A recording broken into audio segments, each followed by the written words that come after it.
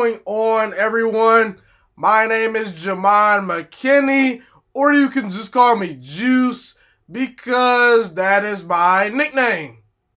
I never really addressed this topic when it happened, but Jameis Winston is now a backup quarterback for the New Orleans Saints. He's going to be backing up Drew Brees, and he's going to be competing with Taysom Hill for being the backup quarterback this season. Now, Jameis Winston, he's an interesting guy, he's very talented, but also very flawed in my opinion as a quarterback. I recently did a film analysis video on Jameis Winston, and I think that was a very good piece of work on my part. And what I wanted to do when evaluating Jameis Winston in that film analysis video is I want to find out what was going on with Jameis Winston. Should the Tampa Bay Buccaneers keep him? Is he to blame for the Buccaneers' struggles? How good is Jameis Winston overall? Why does he turn the football over so much? I wanted to see how the Buccaneers' offense operated because Tom Brady is now in Tampa Bay. I wanted to kind of see if Tom Brady fit that offensive scheme, okay? But let's focus on Jameis Winston. Jameis Winston turns the football over for a lot of different reasons, okay?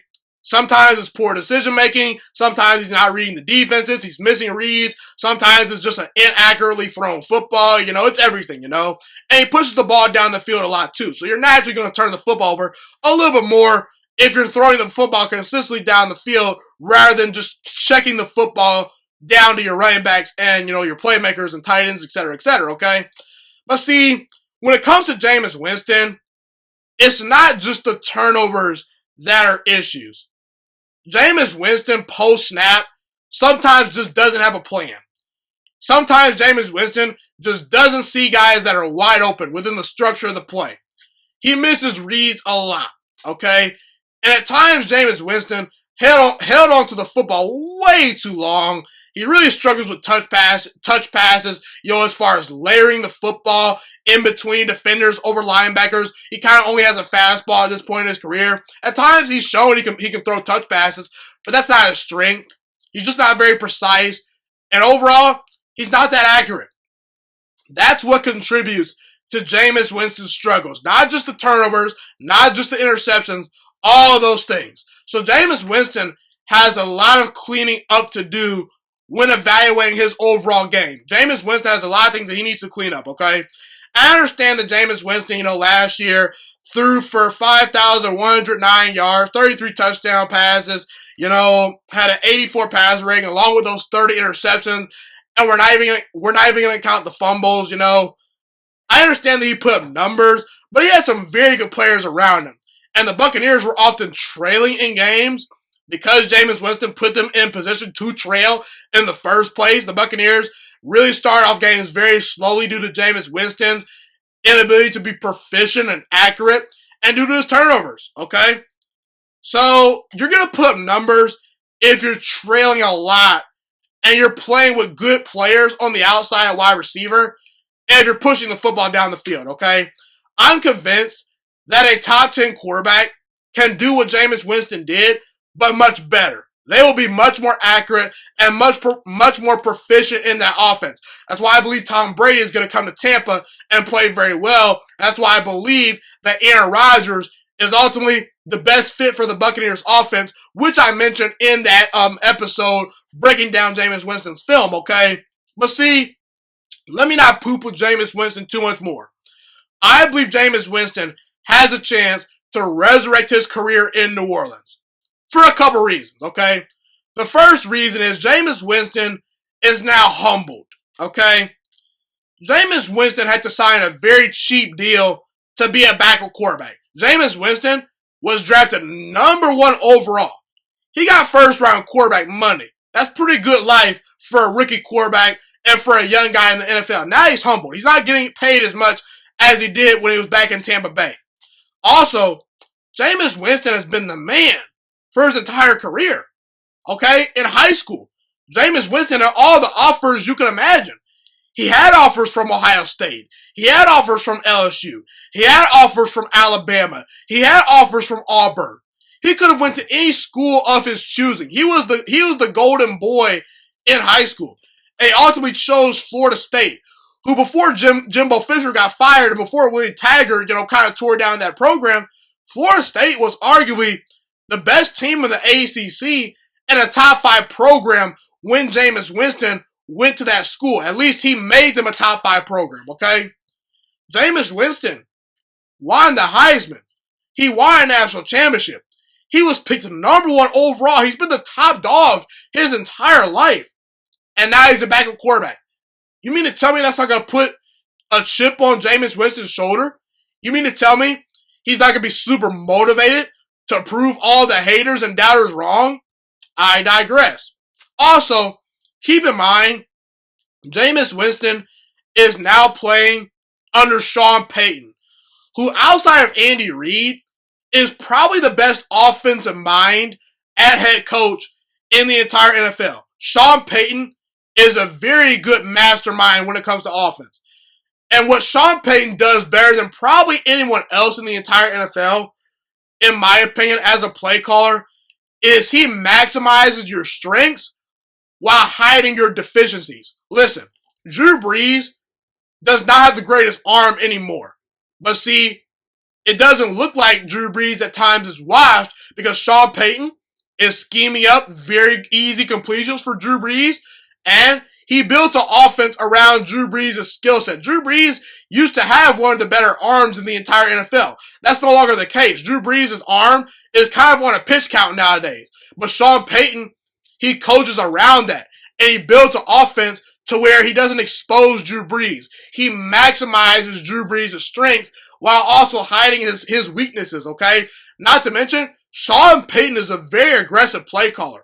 You mean to tell me Sean Payton is not going to take advantage of Jameis Winston's mentality to want to push the ball down the field? You mean to tell me Sean Payton can't scheme up easy completions and easy reads for Jameis Winston and elevate him as a player? Sean Payton's been doing that his entire career. A big reason why Teddy Bridgewater last year was successful was because Sean Payton is such a great offensive play caller. So I think that's a match made in heaven for Jameis Winston as far as his head coach and play caller. And keep in mind, Jameis Winston gets to learn from Drew Brees, who's an all-time great quarterback, slam dunk Hall of Famer. The guy holds every record in the book, okay, as far as passing yards, passing touchdowns, completion percentage, completions overall. You will find Drew Brees' name next to every top of the level passing statistic in NFL history at the moment. He's a darn good football player, a very good quarterback that has broken multiple records. He's among top 3 in pretty much every major statistical category in NFL history. And see, Drew Brees has had to be an underdog and a grinder his entire life. Drew Brees did not go to Florida State like Jameis Winston. He went to Purdue, a basketball school, a school known for academics. Drew Brees has been overcoming the odds for his entire career. And Drew Brees has to be sort of more detail-oriented simply because he does not have a rocket arm like Aaron Rodgers or Patrick Mahomes. He's not the athlete that Deshaun Watson or Lamar Jackson are. He's this barely 6-foot-tall quarterback that has an okay arm. That's not the most physically gifted guy. Drew Brees has had to live in the film room for his entire career. He's had to pay attention to details.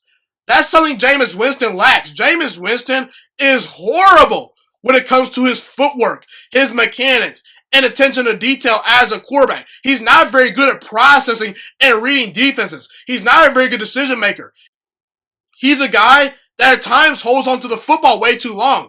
Drew Brees can help Jameis Winston break those habits. Also, last but not least, Mickey Loomis is one of the most underrated general managers in the entire NFL. This guy has done an excellent job of surrounding Drew Brees with talent at the later stages in his career. Mickey Loomis turned around that Saints defense. He kept getting Drew Brees better players on offense. He's built a great offensive line for Drew Brees. He's given Drew Brees very good running backs. He drafted Michael Thomas. You mean to tell me Mickey Loomis isn't going to put a good offensive line around Jameis Winston? You mean to tell me he's not going to put very good running backs around Jameis Winston? You still got Michael Thomas, who's a top 3 wide receiver in all of football. the Saints will put talent around Jameis Winston. And listen, like I said, if Jameis Winston cannot make it work with the New Orleans Saints, I have no hope for him because he's going to have a great offensive line. He's going to have great players around him. And he's going to learn behind Drew Brees. Jameis Winston gets a second opportunity. If Jameis Winston does not take advantage of this, I don't have any hope for him because, honestly, Jameis Winston was arguably the biggest reason why the Buccaneers underachieved last year due to the fact that he turned the football over at such a higher rate. It was so frustrating and so alarming to watch. So, in conclusion, Jameis Winston has a lot of things that he needs to work on. However, I will say this. If I were to bet money, I would say that Jameis Winston probably gets much better as a quarterback, learning under Sean Payton, learning under Drew Brees, and getting a fresh start with the New Orleans Saints. Do not be surprised if Jameis Winston is the quarterback of the future for the New Orleans Saints, and don't be surprised if he starts winning playoff games and competing for Super Bowls later on down the road in his career with the New Orleans Saints. Thank you so much for watching this video today. Please also note that the Juice Alert Sports Podcast is not just a YouTube channel. It is available on all podcasting platforms, including Spotify, Google Podcasts, iTunes, and Apple Podcasts. Also, if you enjoyed this video, be sure to like, comment, subscribe, and share this content with all your friends. This podcast is my favorite thing in the entire world right now. It is my passion. And I want more people to listen to this podcast. I really want this podcast to grow. Also, a fun fact about me is that I want to go into the sports broadcasting and media world once I graduate from the University of Toledo, a college in Northern Ohio. I am looking to become one of the next great sports broadcasters and analysts out in the world. And I potentially would like to start my own network if this podcast really truly grows. Or if I fall short of that goal, I would love to work for a big time network like ESPN or Fox Sports 1. I am open to all networks. So if you believe in my dreams and you see or hear my passion through the screen, be sure to tell all your friends about the Juice Alert Sports Podcast. Stay motivated, you guys. Have a God bless day, and I'm out.